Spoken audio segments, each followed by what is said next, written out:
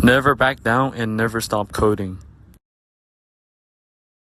The purpose of our code is to simulate a gaslighting scenario in a controlled environment. So we're going to prompt the user for input. Start by asking the user a series of questions to gather initial data such as their name, age, and preferences. And the second, display initial feedback. Provide immediate feedback based on the user's input to build trust. So this feedback will seem normal and friendly. And then the third step, gradually introduce minor inconsistency in the feedback or information displayed to the user, slightly altering what they initially provided.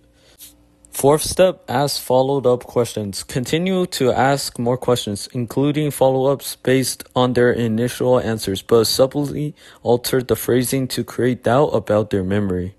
Fifth step, implement conditional logic. Use if else, if, and else statement to control the flow based on user response. For example, if the user agrees with the manipulated feedback, continue with similar tactics. If the user disagrees or expresses confusion, offer a pleasurable explanation that still manipulates their perception. All the major data types include primitive data types. Java has 8 primitive data types. Bytes. A byte is an 8-bit signed integer. A short is a 16-bit signed integer. Int, a 32-bit signed integer. Long is a 64-bit integer.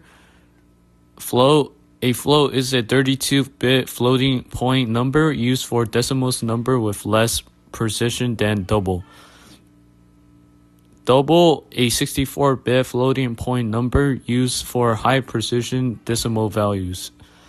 Char, a 16-bit Unicode character. Boolean represents a binary value, true or false. An if conditional checks a condition and decides what code to run based on whether it's true or false. An example is that at a traffic light, if it's green, you go. If it's red, you stop. In my code, I used an if statement to see if the user's age response matches their earlier input, triggering different responses based on whether it matches or not. An if-else conditional lets your program choose between two actions based on whether a condition is true or false. An example is if it's raining, you take an umbrella, else you don't. In my code, I used if else to check if the user's response matches their earlier answer. If it does, you conform. Else, you just suggest they might have said something different. An if else conditional checks multiple conditions in sequence, choosing the first one that's true. An example is if it's raining, you take an umbrella. Else, if it's cloudy, you might bring one just in case. Else, you leave it at home. In my code, for if else, it could handle more than 2 options, like checking if the user's response was a yes, no, or something else entirely. And here's the code.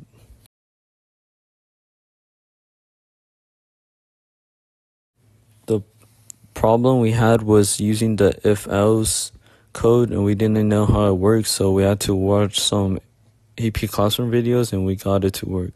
Our code is better because it's simple, and you could gaslight anyone you want by just giving him or her this code and to use it.